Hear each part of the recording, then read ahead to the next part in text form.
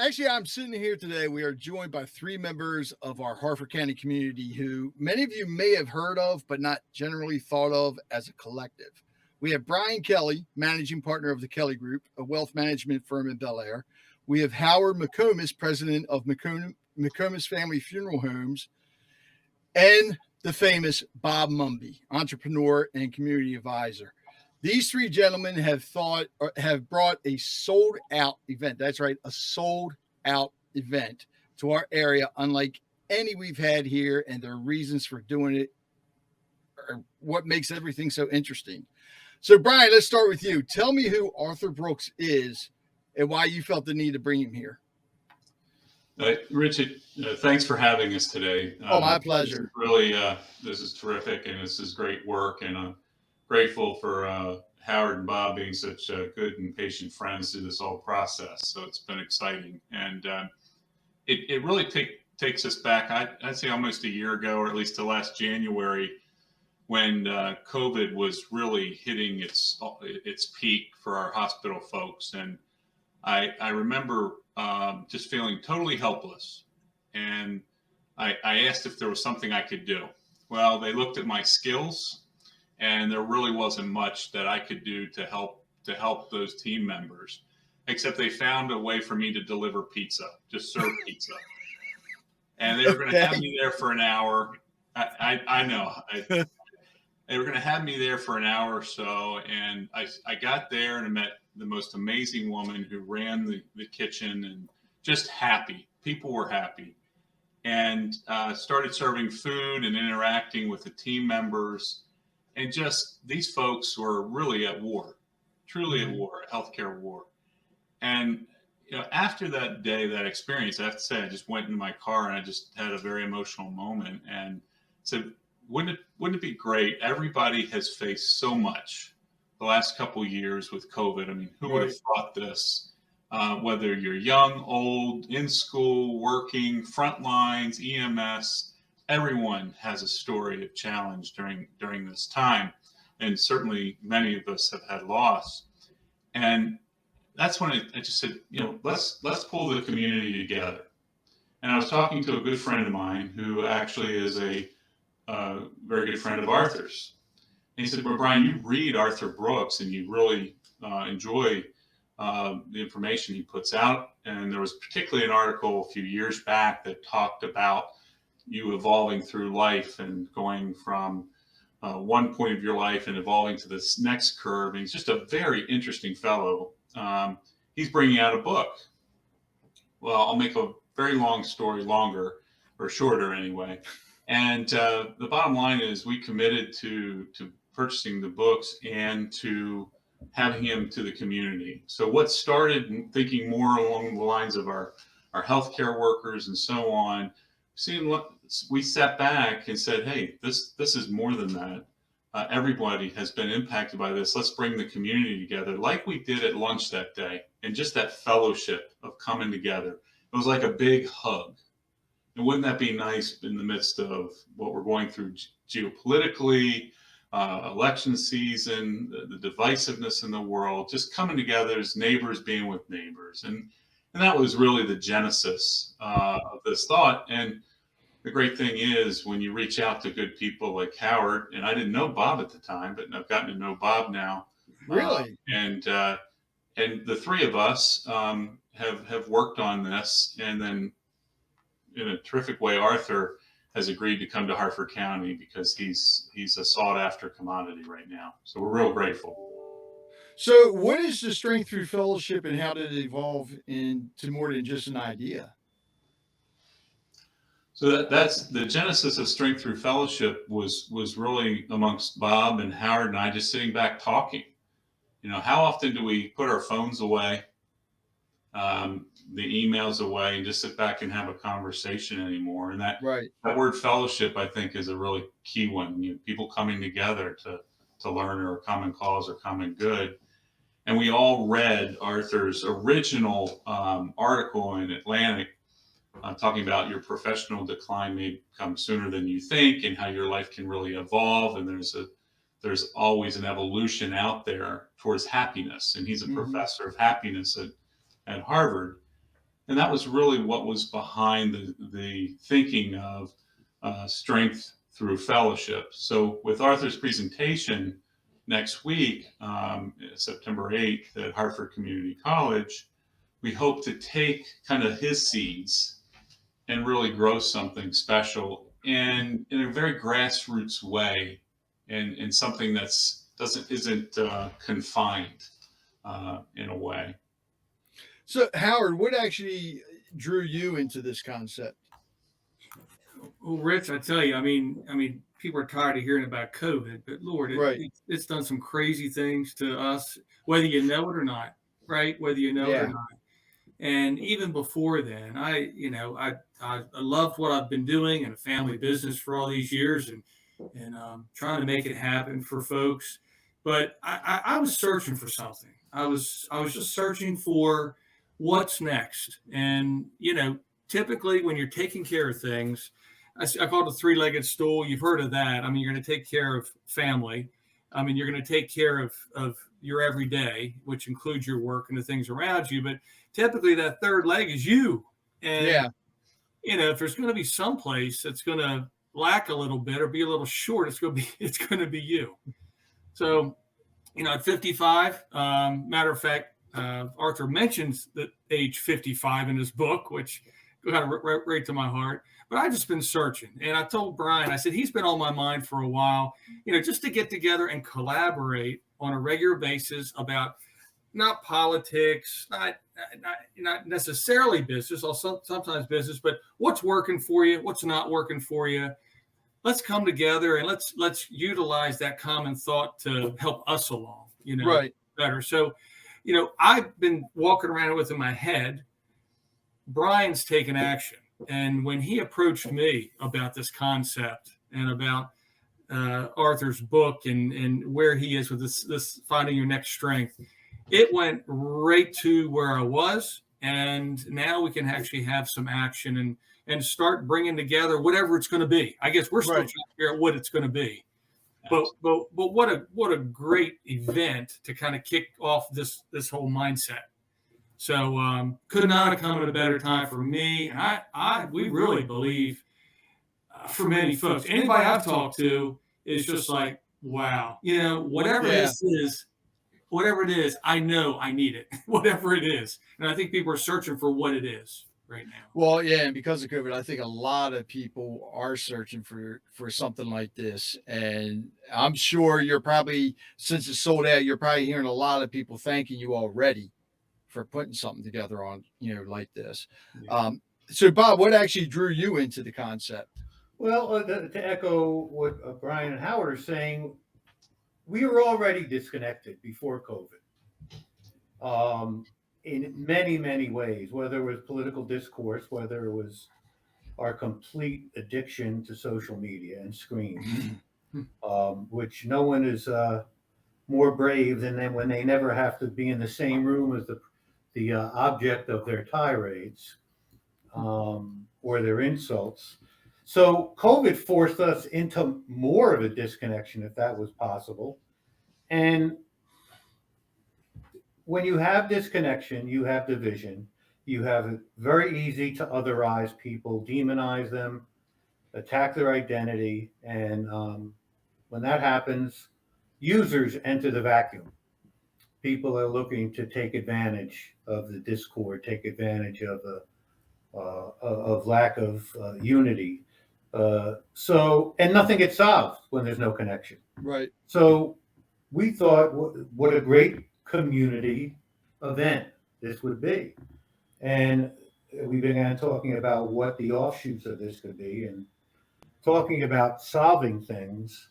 We thought of, Ben Franklin's Leather Apron Society, where they would get together and have discourse, civil discourse, talk about what was needed, and actually solve things with everyone in the room. So to start, we had to have everyone in the room. And we have 600 people coming together. Wow. Without any real contention underpinning it. Well, and with you, Bob, because you're so used to doing big in the music scene. doing the concerts and stuff like that. And this is something completely different than that at the arena, at the college. So how did you spread the word and market it? Well, that's interesting because, Rich, and by the way, thank you, Rich, for this opportunity. Quick plug for Rich. My pleasure. Rich does so much to connect us on cultural level, entertainment level, and just put us in the public square together. Harford County Living, Rich, you've been doing it a while. You're a pro at it. And where do we tell people to go if they want to see more of what Rich Bennett does? HarfordCountyLiving.com, I guess. Or wait till Christmas time. Yeah. Or the unshaving on January. Yeah. But with a concert, they say a third for the talent, a third of the cost for marketing, right, and hopefully a third for sundries and profit. But with our concerts and with this, because we sold it through the community. We do it with shows too. We've sold 600. We have 600 people coming. We sold 12 online through the normal ticketing engine. Really? We decided to do it with tables because that's using the community to sell the seats. Right. Call someone who's an influencer, a community leader. They say, I'll take a table. They sell 8. We have 75 tables. Wow. A lot of beautiful organizations and powerful organizations said, oh, this is fantastic for my workers, my stakeholders, my board, my employees, my friends. So it's funny, 2 very instrumental people, actually people driving the bus for us, Erica Mills and Michelle Walbert, who are on Brian's team at Kelly Group. We're saying, what's going on? We only have this much time to go, and we just started making calls, and Howard and I and Brian often use the just trust me angle, as Brian said. And you're going to love it. Mistake, typically. And it just filled up. So I don't think we spend more than $100 on traditional marketing. Really? Yeah. How fast did it sell out? A month. Are you serious? That's amazing. And it was all through the tables and connections. Brian was the Atlas there. I mean, I think I'm the only person that Brian didn't know within 100-mile radius. Yeah, I still can't believe that Brian didn't know you. I thought everybody knew you, Bob. But it truly was a community marketing effort. Right. So what would you guys like to see happen with this after it's all over? What's your main goal? What would you like to see happen? I like what Howard said. We don't know where it's going to go. Right. The wonderful thing here is this is pure, and there's no agenda. The agenda is just advancing your life and your happiness and your purpose. And that's why my wife and I moved back here 25 years ago, and we didn't know it. We were starting a family at that time, but we also started a business. And I had 2 goals, and one was to be a practitioner, and then secondly, to allow for an honest community place where people could also be a professional in our industry. And that's something that this has brought full circle for me, because I'm like, okay, I've been practicing for 30 years now, and what's next, or how does this evolve? And kind of thinking, and one of the things I'd forgotten, because I always thought the word mentorship was kind of a bit of an arrogant term. I mean, who am I to be a mentor to someone? But then I think back, what makes our community so incredible are these pillars that have touched all our lives. They're our mentors. And who am I not to share that continued experience with the next generation? Right. And it's like, wow, well, Brian, and I remember writing it down 25 years ago as my secondary goal. It's coming kind of full circle, and I hadn't really thought about it.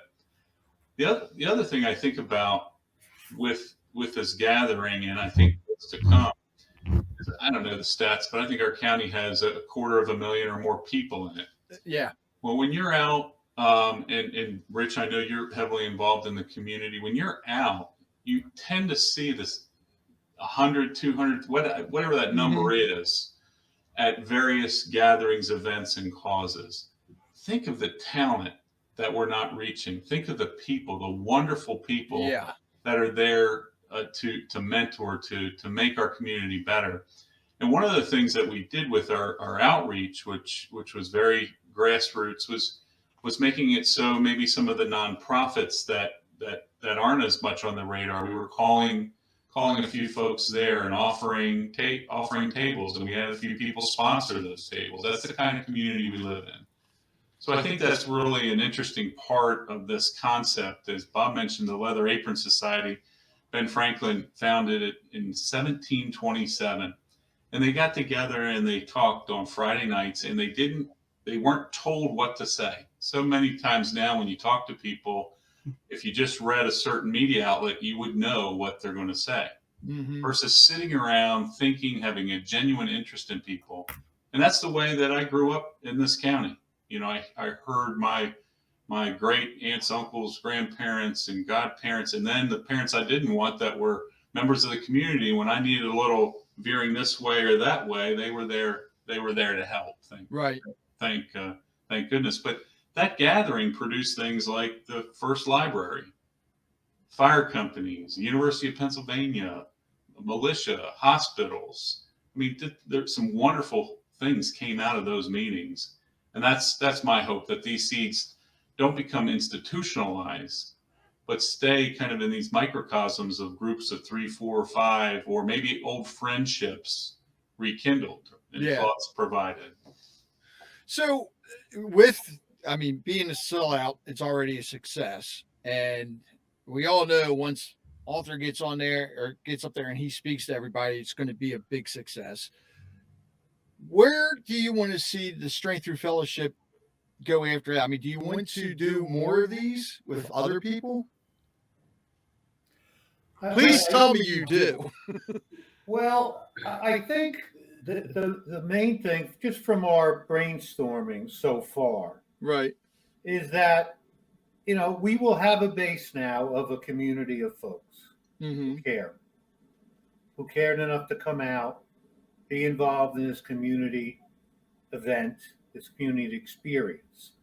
So from there, we hope to make it some sort of a leadership resource, guidance resource for the community without the normal strings that are attached. We've talked about the fact that leadership now is so high stakes. There's really not a lot of leadership. Right. I mean, we can say that because leaders are so either because they feel their mandate is to protect the turf of what they're leading. So there's not a lot of collaboration. There's not a lot of back and forth and give and take because it's always a very threatening dialogue. So by making it more of a community effort with a lot of people, we're not going to have a lot at stake as far as anything to lose. Right. By providing this community platform, by providing this guidance. If there's other messages, we have an unthreatening community platform, which this is becoming. We can use that as a forum for it.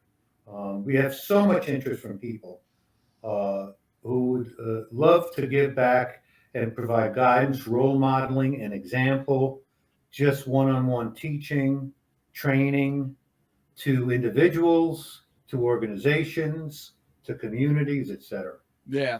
And I know there's a lot of people out there looking for that as well, looking for the mentorship, the leadership, and just the education in general on so many things. Yeah, everything comes with a price, it seems nowadays, which our thought is that, this doesn't come with a price. Right. Attached. So the Right. uniqueness, and we've all been through it. We've all been there through nonprofits. I mean, Mhm. there are so many good causes out there, and you don't diminish any of them. But with those, there are also sometimes agendas, right, that Mhm. aren't on its face. You talk about this massive fundraising to continue these good causes going on, from sponsorships to golf tournaments and then really at the heart of it, I mean, sometimes you got things going on that you didn't even know were going on. And we'll continue to be parts of things that they're there for a good cause. But I think this is just a refreshing piece, is that Yeah. there's no agenda. I mean, there are no, what you see is what you're getting here. And in this day and time, it's hard to find that unless you're sitting in a cabin in the middle of the woods somewhere and you're with your wife. What you see is what you get. So this is it. I find it very refreshing, and that we're starting out this way. But you know what? We're going to be cautious with this too, because we Right. want it to grow the right way and not turn into something that we didn't intend from the beginning. And that's the part when you ask where are we going with this. I think that's the part we're going to gauge a little bit as we go to make sure that the why we're starting this continues to be the cause, if that Right. makes sense. Oh yeah. Yeah. So actually, one question I have to ask you guys about this with Arthur, because how in the world did you get him? Because you look at his schedule, he's always speaking everywhere. How were you lucky enough to get him? So that, I mean, we were just extremely fortunate, and he is the in my opinion the perfect person to come forward, as Howard was saying, with this authentic and pure effort, because Mhm. he has lived his life, from what I know of him in reading and what I've been told. Um, he walks that walk. He really Right. does, and he's an incredibly generous person. When he heard what we were trying to do, he was all ears. And how, I'm just so grateful, because you're right, Rich. This probably would not be within our normal grasps if we were dealing with a normal person who's just out there making it happen and maximizing opportunities. In this case, Arthur was just a good friend, kind of let him know what we were trying to do, and he just absolutely loved the concept. Oh, that's great. So who's bringing him out on stage? But The man who's bringing him, who got him to come to Hartford, Mr. Brian Kelly. he'll be handling that stage pretty well on his own, I think. Well, yeah, but I figured you would get up there to introduce him, Sure. tell some of your jokes, right? Yeah. Well, I mean, he's a special guy. I usually don't get very nervous in front of a room, but I just might be, just because he's made a difference, I think, in the three people you're seeing on this screen right now, and maybe four, Rich, with you reading. Right. And what a cool thing to be able to do in this day and age. And what's been very interesting, it tells how terrific some of the leadership here in our community. When we reached out to Dr. Felder at Harford Community. Mm-hmm. At first, she was probably like, because Bob said it. It was just like, trust me. And Dr. Felder has not been here that long, but I sent her a brief article, and she was embracing of this concept. Did the same thing with our hospital, with Elizabeth Weiss, also new to the community. And of course, Mary Hassler, who's been here for quite some time, a wonderful woman, at the library. And our organization, donated his books to each library so everyone can go and access his great writing. So, but they were all, think of them as anchor institutions, and I know we have others, but we all work still. So we had to put this in between a few work hours too. Yeah. So before Arthur, I keep doing it. Arthur. He is an author. I know it's when you have author Arthur, it makes it kind of hard. So, but before he comes on, is there anything either one of you guys would like to add? Well, I think it's go ahead, Howard. I'm just saying, it's pure to the core. I mean, it is what it is, and again, I go back to saying that very few things nowadays are what they are, and so I no way else to say that. To be honest Right. with you. Yeah. Yeah, it just feels good to have this opportunity, and without, it's just there's no facades. Nobody's coming into this with anything to get out of it other than to just see what happens. Yeah. And so there's no pressure. It's just everyone getting together. And when they don't feel anything's expected out of them, often good things come. Good point. Yeah, I think of the word fellowship, and I just remember that coming forth in our brainstorming sessions, and it's kind of like the horsepower concept. You put two horses together, you have more than 2 horsepower. When you put 600 people together with this pureness that Howard speaks to, I just have to believe they're going to go home and have different conversations, and they're going to maybe engage from some folks.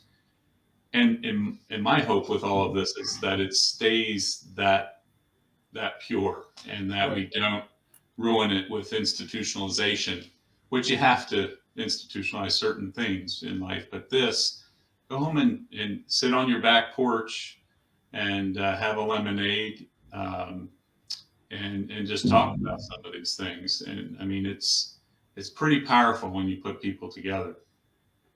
I like that too, because a lot of people don't sit down and talk enough, and that's you hit it the nail right on the head there, Brian. People they just go home, sit down, get the lemonade, or in my case, the Arnold Palmer, and have a good talk. Yeah. So. Yeah, and I think it's an opportunity to model the behavior that we should expect from each other. Mm-hmm. Sure. And it seems like the most vocal folks in any forum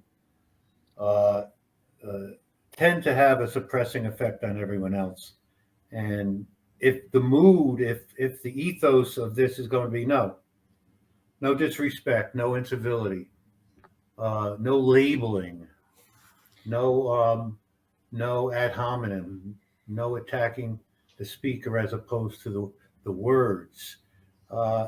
Maybe it's not that hard, but nobody pays any price anymore for incivility. And Arthur just came on. Hey, You're talking about no one paying any price anymore for incivility. I know it, man. You said it. You said it. Good afternoon, Arthur. Nice to see you. How's it going? Terrific.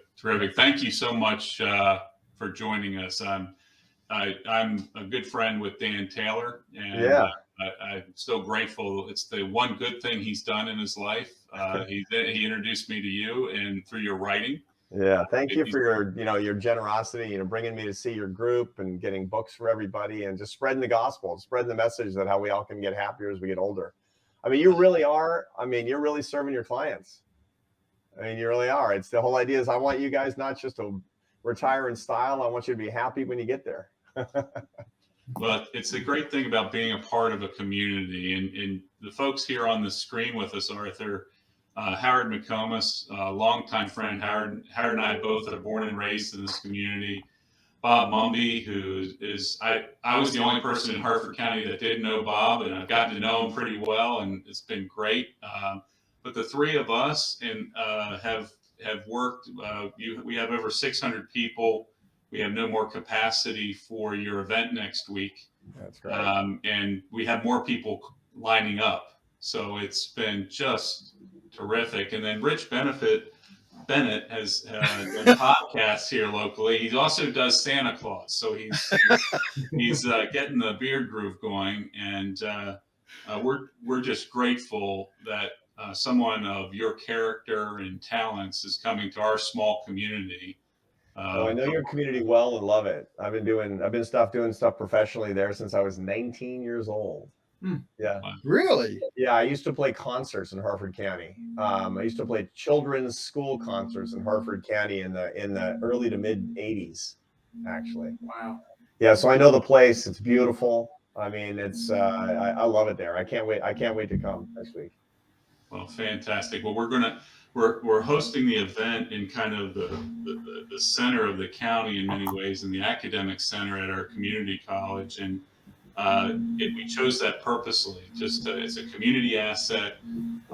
We're doing this in a way that there's no expectations or asks, except come and listen and be engaged. So again, thank you so much. So Absolutely, thank you for making it possible. I'm delighted and honored to do it. I am just shocked now when you said the concerts back in school. Yeah. I was a French horn player the first 12 years of my career, from when I got kicked out of college at 19, and I did that until I finished correspondence school and started my PhD at 31. Yeah. I just wish I was back in school back then so I could have seen you. So. Let me read a little bit here about Arthur real quick. So his resume is quite expansive, and as you'll hear from him, extremely diverse. He's a professor of public leadership at the Harvard Kennedy School and professor of management practice at Harvard Business School, best-selling author of 12 books, an acclaimed public speaker and creator of the popular How to Build a Life column for The Atlantic. He served for 10 years as president of American Enterprise Institute, a Washington, D.C. think tank. And yet he began his career as a professional classical French hornist, which you just heard about, performing for 12 years of ensembles in the U.S. and Spain. And he currently lives in Massachusetts with his wife, Esther, and whom he has 3 adult children. Wow. And one daughter-in-law. Well, Congratulations. Thank you. As of this summer, I've got 4 kids. Wow. Well, first of all, welcome, and thanks for taking the time to join us. Delighted. I can't wait to see all the good folks in Harford County and people involved with the Kelly Group. This is a great opportunity. Well, it's obvious from talking with Brian, Howard, and Bob that they're not only huge fans, but extremely motivated by your writings. And I know they have several questions for you, so I'm actually going to turn it over to them and just sit back and be mesmerized even more. Well, let's do our best. I'm going to jump in with one quick question. You got it, Bob. Who was the guy on the plane? I can't tell you that. I can tell the story, but I can't divulge it. I promised my wife I'd take it to my grave, and mostly because he's pretty litigious by reputation. Does he know he's the guy on the plane? No. Okay. Hey, it could be any of 1,000, famous, frustrated older gentlemen, and that's what the 5 of us on this call are procuring to not become. Basically, that's why I wrote the book. Absolutely. Well, Arthur, I'm a funeral director, and you don't meet those every day. I was just telling these fellas, we're talking about how this whole thing got started, and I tell you, I go home regularly and hug my family because you're talking about a daily dose of perspective. I'll bet. I mean, I've met a lot of funeral directors. Had some very close friends. They're the best non-graduate school trained psychologists I've ever met. And the reason is because you're meeting people at both their best and their worst, again and again and again. And it's case study after case study on best practices and worst practices for getting in touch with what is the most inevitable thing in life, and yet the thing that none of us can exactly get our minds around. It really separates people who got their priorities right from people who don't. Isn't that true, Howard? It's absolutely true. And the schools that teach us what we do are so out of it because that's exactly what they should be focusing on, just what you're talking about. It's that absolute connection. And if you think about it, in a matter of 3 days, we've met a complete stranger. We've walked through them through the most trying times of their lives, and they just lost their mom and they say thank you. It just, I can't, Yeah. it's hard for me to just actually put that into words. You know what I would do if I were you, Howard? I mean, not that I'm in any position to give you advice. I would write a book for the 10 things that you should not get wrong and the 10 things that you should get right from a lifelong career funeral director. I bet that would be a massive bestseller. I would buy that book in 1 second. Well, then I'm starting that now since you said it. At least I'll be one soul. Next year's speaker, Howard. Next year's speaker. Yeah. But let me ask you, Howard, what is the big mistake that you find that people make in thinking about and preparing for their own death and the death of their loved ones? What's the one thing that you see again and again? No, I see it more today than ever. We try to skip the hard part, the fact that we've lost somebody, and we try to get right to a celebration. So, let's not go through the whole process. Let's just go and meet at the restaurant or the bar, because that's what Dad would want. That's the way we should be celebrating Dad. In the meantime, they're skipping the big part of that, is that Dad's no longer here. We're going to have to learn him in a different way. Is the way I like to say it. Yeah. So I'd say probably number one, it's mindset nowadays. Yeah. Give it to me easy, right? And in 5 years, we'll be saying, and Dad picked up strength to strength 5 years ago. And God, those last 5 years were amazing. Yeah. Well, and as you know, I write a whole chapter in the book about preparing for your death. Yes, you do. And the reason, by the way, is not because most people are horribly afraid of dying. I'm not afraid of dying. I mean, I got Dan Taylor, who's making sure that the widow Brooks is going to be in fine shape. This is not my problem. But the truth is that every single one of us and every single person who's listening to us right now has a death fear. And that death fear is different for other people. And here's basically how it works. Each one of us defines ourselves in a particular way. And when that thing gets threatened, that's our death fear. So a lot of people are really worried about not being remembered. A lot of people are really worried about not being relevant. A lot of people are really worried about failing. So my students, they're in their late 20s at the Harvard Business School. These kids are the king of the mambo. They've never failed. And they're horribly afraid of failing. That's their death fear. So what do? I actually take them through an exercise. The same thing I would do if somebody said, I'm thanatophobic, which is, or of course, as you know, Howard, that's the pathological fear of death. Sure. But I've got an exercise that you go through to expose them to the concept, but I adapt it to whatever the death fear is. Each one of us is a fear of not existing, where we define our existence, our self-worth in a particular way. We have to get in touch with that, or we'll never really be our best selves. That takes effort, though. That takes that takes a lot of admitting. Let's put it that way. It does. Really does. It is so helpful. It's the weirdest thing. I was kind of patting myself on the back after I wrote that chapter. I got to tell you guys, it's like, because I'm really not afraid of any of this stuff, and then I thought about it. What my death fear is? Losing my mind. My mother had early onset dementia when she was younger than I am now. By the time she was about 55. Wow. My dad died young. My mom was in some stage of dementia for the last 20 years of her life. And man, my mind and my brain, that's everything. That's how I make my living. That's how I support my family. That's how I understand myself. And I realized that my death fear is losing my mind. And so that's what I have to get in touch with. Each one of us has got one of these things that we got to deal with. Otherwise, we're going to be the family that was not prepared when they saw Howard, or some kind of version of that. Yeah. Arthur, let me ask you something that, inheriting what you're doing obviously is a huge challenge. And God bless you for taking it on. You teach happiness. Right. You teach about the foundations of happiness. You teach That's about people finding new foundations for their own happiness. Right. And we are now in an environment where maybe we're all self-centered temporarily, but there seems to be no civility. It's identity assassination, nullification, and just really no communication. It's just the demonization of others. And like Stalin said, one death is a tragedy, 100,000 is a statistic. Mm-hmm. So are we in a post-happiness environment? Well, American happiness has, in general and on average, been in decline since the late 1980s. You see that the happiness was kind of bumping along, getting a little bit higher through the 70s and 80s. And if you remember the 70s and 80s, it wasn't that great. But anyway, it was getting better on average for the average person. But come about 89, 90, that's when things started to turn around. We had a gradual decline year after year after year. I mean, it took a nosedive during the coronavirus epidemic, but that's special circumstances. But the truth is that this gradual decline is something that most people aren't paying attention to. Now, the reason we don't pay attention to gradual declines that are a really big deal is because American life is distracted by fads and panics. We're always in fads and panics. And the fads are all, we all stand for this new thing right now. We're all doing this. And the panics are all, we're really upset or we're really afraid or we're really angry about this thing suddenly. I don't know why. And we're all putting it in our social media profiles, fads and panics.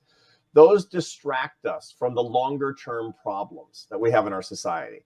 Our society basically is in gradual happiness decline because we're neglecting 4 big institutions, gradually moving away from 4 institutions. And these, by the way, these are the happiness 401k elements. You want to be happy as you get older? This is the stuff to invest in. These are the things, the deposits to put into your accounts again and again and again. And I don't recommend doing just one because that's like putting your whole portfolio into Greek bonds, which, diversify. So here's the 4: your faith, your family, your friendships, and your work. That's the big 4. Now, I'm not going to tell anybody which faith they got to pursue, or even if they have to pursue a traditional religious faith at all. But you've got to do something transcendental. You got to do something bigger than yourself. And the big reason is because if you're focusing on your own life, me, my job, my money, my house, my career, it's so boring. It's just so boring. It's tedious. You got to back up. You got to see the majesty of it all and how it all hangs together. The second is family life. 1 in 6 Americans is not talking to a family member today, to speak to your point, Bob, because of politics. That is a huge error. I mean, people, because of their pride, are not speaking to Aunt Marge because she's a Republican or a Democrat or whatever. And I'm telling you, that's stepping over $100 bills to get to nickels. Don't let that happen to you. Look, I understand in cases of abuse, it's different, but political differences, not abuse. Okay, the third is friendship. And we're finding that fewer and fewer people have as many friends as they had in the past. You find that just 10 years ago, the average man in America had people he considered 6 close friends. Now it's under 5. You find that the millennials and Gen Z people are the loneliest people in America today. And that's because they have fewer and fewer and fewer close friendships. What we have is more and more deal friends and fewer real friends. That is becoming a lost art, and it is hugely to the detriment of our overall happiness. And last but not least is the way that we think about work. For your work, you got to earn your success. That is to say that your hard work and personal responsibility and merit are being rewarded, and you feel like you're serving other people. I mean, we got people running around saying merit is a myth. We got people who think that capitalism is a sham, that the free enterprise system has to be dismantled. That is a huge error for happiness. I mean, forget the money. It's a huge error for happiness. And furthermore, it should all be about how we can serve our sisters and brothers with the sweat of our brow. It's like, that's why I admire what you guys are doing, what the Kelly Group is doing. As I was complimenting you before, what do you want? You want happier clients with a better life, not just people who are able to recline in prosperity when they're old. It's really, really important that we be able to do these things. So this is the key things to keep in mind if we want to buck this trend: faith, family, friends, and work. Put a deposit in each account every single day, and the results will be amazing. Arthur, following that, I mean, we sit, all 3 of us, in what we do are in front of people all the time, and in particular with my profession, we're seeing people, and Howard and I are in that 50s. I'm much younger than him. I'm turning 52 next month. He's 55, but we're right in that sweet spot that you talk about. I have a father who's 79 and still thinks he's a farmer, and there's lots of challenges around that. There's things that people just don't let go of. And I see that here too. Sometimes they're forced to let go. But your book does such a great job of talking through that, with your stories on Bach and so on, and then developing your Aspen Grove and so on. Can you talk a little, and you've done it. You stepped down from AEI, which I don't know that many people would do that. You're a modern day George Washington without the wig. You're great. So, Yeah, without the wooden teeth. that's Yeah, but he had better hair, so so the truth of the matter is that a lot of people, what you're speaking to, the people that you see in your business, these are people who are heading toward less happiness than they need, and they're not getting ready for a full life at the end of their life, so that they're not going to be in the right shape when inevitably they get to Howard. I mean, this is really, I mean, what you basically, I mean, you guys are like full service at the end of this life. is like a Saturday Night Live skit. I mean, it's Yeah, unbelievable. I know. It's like, first stop, Brian. Second stop, Howard. You know? I guess I'd be the bar owner in this skit. I know. I love it. I know. But what we want is people who are happy between Brian and Howard. That's kind of what we want here, right? And so here's the big mistake that people make. Remember, I said faith, family, friends, and work. A lot of really successful people, strivers, and I don't mean people who make a ton of money. I mean people who just care about what they do and they want to do it well. They over-index on number 4, which is work, and they under-index on faith, family, and friends. And so the result is when they're 79 years old, I mean, they can't rely on the faith and family and friends because they don't have those institutions. All they've got is who they used to be. And so they can't let go. They can't let go. And I'm telling you, as I just saw a very interesting study that said, who is most likely to be with you at the end of your life? The answer is not your colleagues. They're not going to be at your office mates. You're not going to be at your bedside when you're getting ready to die. They're just not. They're at their office still. These are your deal friends. The people who are going to be around you, your closest friends and your family, which means you absolutely, and by the way, your priest. You need to be cultivating those relationships. It is critically important not to over-index on institution number 4 and have a balanced portfolio with 1, 2, and 3 as well. So this is a very foreign concept to most people, and I think most people can't get off of that particular treadmill. And it doesn't mean that your life's over. That I love the transition speaking and the mentorship. I was blessed to be born into this small community. And I had many, many pillars, or I would not be sitting here today. Right. That had an impact on me. And sometimes I feel that's lost with how rapid things are, or you go to a restaurant and a family of 4 is eating and they're all looking at their phone and so on. And how was it that, or is it that people get from that stage to the next curve of life? Well, you have to do everything on purpose. And this is the key thing. A lot of people think that things are just going to happen naturally. That, look, if I'm going to be happy, then I just got to kind of do what feels right. That's exactly wrong. The hippies used to say, if it feels good, do it. And you know how they turned out. It wasn't pretty. And, the truth of the matter is, if you want to live like an animal, and if it feels good, do it, you're going to live like an animal. Maybe a rich animal, maybe an animal who's greatly admired. But you're not going to be happy. And the reason is basically this. It's actually not rocket science. Mother Nature doesn't care if you're happy. Mother Nature wants you to survive and pass on your genes. That's it.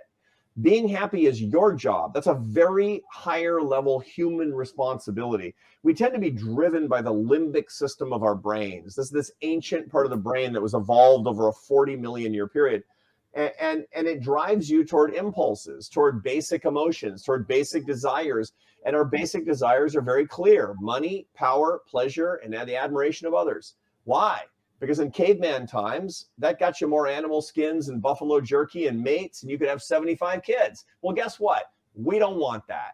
We want to be happy, which means we need to push past these limbic impulses to higher impulses. And that means we need to design our lives. If we don't design our lives with the end in mind, we're not going to get to the right particular place. So to get on what you're calling that second curve, where you push past what you used to do into the relationships, the love that should be the happiness in your life, the mentorship where you can lift other people up, don't leave it up to chance, because by chance it's not going to happen. You got to do it on purpose. What are some of because the other challenge to that is getting people to bridge over to the virtuous 4, as you call them, instead of the vicious 4. I'm Jesuit trained, so Aquinas and Ignatian principles. But how do you get people to begin to understand that? Yeah. Well, often the reason that people actually start on this path of trying to do things better is because they realize what they're doing wasn't working. You know, a lot of the people who wind up coming to me, you know, the people who are coming to, you know, my talks or reading my books, or the people who just reach out to me over social media or the internet, they're like, I got everything in the world and I'm unhappy. You know, I mean, I wrote a book for unhappy strivers. What the world tells you is that if you're successful on worldly terms, that's what's going to bring you happiness. Well, the people who actually do achieve those things, all of you, you know, it's not enough. It's not even the beginning of enough. And so you actually have to get more knowledge. And so the key thing that I find is that often desperation is the mother of that kind of invention, or sometimes there's an intervention from somebody else, or maybe people are just actually pretty wise in what they're doing. But once again, it doesn't just happen spontaneously. It doesn't happen by accident. That's why we have so many unhappy people in our country and around the world. Speaking of moving from one curve to the other, I love the title of your book. Could you talk about where that emanates from? Yeah, there's a very famous Jewish blessing, and in Hebrew it's Michael el Chayel, which means may you go from strength to strength in your life.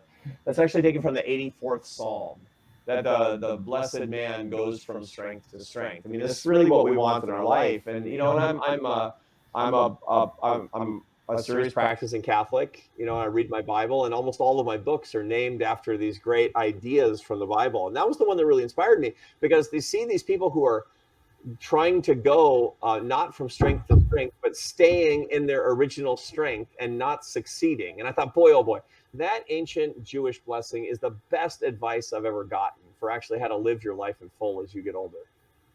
Nice. Thank you. Well, Arthur, what we are planning to do with this, we hope to, is having created this community, because we're realizing that there's nothing really done as a community anymore. Even church, it's a small segment of community, but concerts or other kinds of shows or sports events. So we have a 600-person community that's going to be there that night. Right. And we're planning to turn this into something non-threatened, a community of leadership, role modeling, mentorship, guidance, advice, with no strings attached. Great. So with that in mind, what are some of your experiences with this book on your speaking tour? Folks that have really gotten it and put it into practice and really gleaned something from it and helped better their community. So the people that I found who've gotten the most out of this book were, number one, the people who needed it. And, you know, so these are the people who, paradoxically, they had a big problem, which became an opportunity. You know, they actually, when you have a problem in your life, if you're a good entrepreneur, you know, that's an opportunity for your improvement. That's an opportunity for your growth. And I wrote the book for those people. The people who made the most out of it, however, they weren't trying to do it by themselves. They weren't trying to use this, okay, I'm going to completely re-engineer my life, it's going to be okay. No, the people who did it best, I'm finding, are the groups of people in 2s and 3s and 5s and 6s that were reading this thing, taking it to heart, and committing to each other to make changes. That's how it really worked out. Now, I know a bunch of married couples. I know, you know, there's thousands of married couples, I'm sure, who read the book and committed to each other. But really how this works best is people, friends who are going through this thing together and can actually commit to each other to making some positive changes and holding each other accountable. So what I really recommend in a community like this, or any other community of people that are trying to do a lot with their lives and lifting their families up and lifting their communities up, but they want to be happy, I recommend that they get their friends together and do this as a group and make a joint commitment to these changes in life that they need to make, and to say to each other, hey, Joe, I see you going back to your old ways. I feel like, you know, we're getting on the second curve here, and I kind of feel like you're clinging to the past, and hold each other accountable to these particular principles. That's the kind of setup that I have found that works the best. It makes sense. It does. It's accountability, right? Yeah. I mean, Yeah. You know, Benjamin Franklin, by the way, he had a thing that he did like this. He called it his Junto. And what happened was that he noticed he had nobody he could talk to about his problems and to become more effective, because he was like the man about town.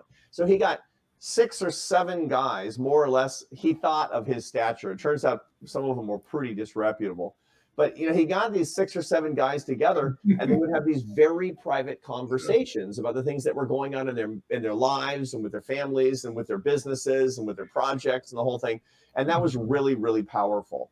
So this, from strength to strength, could be the object of sort of anybody who wants to do it, kind of a modern day junta. We're going to be more effective, or we're going to be happier 1 year from today. Let's get after it. So Arthur, I have to let you in on the joke that just happened. What's that? Well, our LLC is Strength Through Fellowship, and the junto is our thought pattern. So when you brought that up, I swear, guys, I did not tell Arthur. Okay, Brian. I swear, and we are going between junto and the Leather Apron Society, because it really touches core America. Yeah, in small groups, you can't institutionalize some. I find it hard to do. I just envision getting together on a Friday evening with a couple really close friends where you can be vulnerable. And, that's right. I think society says you can't be vulnerable anymore. So when you brought up junto, oh my gosh, we were standing ovation right now. Right on. Well, that's the way to get it done. It's the way to get it done. It's not just a bunch of guys. It can be men and women. It can be people who know each other well, or people who are just getting to know each other. But the key thing is being committed to each other's mutual prosperity and happiness. Nice. Here's what we were just talking about. Yeah, I love it. I love it. You got old man. I wonder if he ever made it down to Bel Air. Did he? Is there any evidence of that? Maybe to Harford of Grace. I'm sure he came through here, Lord. I think he slept here. Yeah. Lafayette and Washington did anyway. Well, we just found out that Harford of Grace was competing to be this county seat, and Bel Air is the county seat. And Lafayette was coming to visit, so part of the campaign was to change her name to Belle space AIRE to impress the 25-year-old Frenchman. Oh, be darned. And then today they can still not pronounce it in French, like Harford of Grace. Right. Well, we have a restaurant. Somebody's got a experience in Harford County if they say Harford of Grace. my alma mater, Arthur, my alma mater. Yeah. Hey, Arthur, real quick, for those people that can't make the event, where can they find your books? And also, there are videos of you speaking out there as well, right? Yeah, millions apparently. Yeah. So if you go to my website, arthurbrooks.com, it puts together a lot of these resources. So I write a column on the science of happiness in the Atlantic, and it comes out every Thursday morning. So every Thursday morning, there's new content. There's another 1,000, 1,500 words of content about, ideas that we can use as ordinary people. And I do this as a social scientist. The whole idea is I look through the neuroscience literature, I look through the social science literature, and my job is to translate that into the lives of people who are doing things like, running a funeral home. That's who are not reading the journals on, neuroimaging or whatever. And so that's supposed to be really useful along those lines. My books are Amazon or wherever you actually get those things, but you can find a lot of the videos, a lot of the lectures, a lot of the papers, a lot of the other writings that I do at arthurbrooks.com. And the books are also on audio form? All of them. Yeah. I know. You can hear the dulcet tones of my voice if you want to listen from strength to strength. You can hear this voice, this nasal Pacific Northwest drawl for, hours on end. That's got me through many miles of running, Arthur. Thank you. I appreciate it. That voice. Yep. Arthur, on behalf of everyone here and certainly our community, just thank you so much for the work and the way you're walking the walk of what you're also researching and talking. And thank you for coming to Harford County. We're going to be almost to Harford of Grace, but we're going to be in Harford County in the center next week. And I just know it's going to be a great community evening of fellowship. And again, thank you again. We know we're not Oprah Winfrey. We're just Harford County. So thanks. I love Harford County. I can't wait. It's going to be a wonderful experience to be there with all of you. It's one of the most beautiful places in America. You've already made a difference for us, okay? And I mean that even before your event. Thank you for what you're doing for the people that you work with. Thanks, Howard. Thanks, Bob. Yes, thank you, Arthur. It's really You've already made a delightful. difference See you for next us, week, okay? Arthur. I mean that even before your event. So just personal thank you.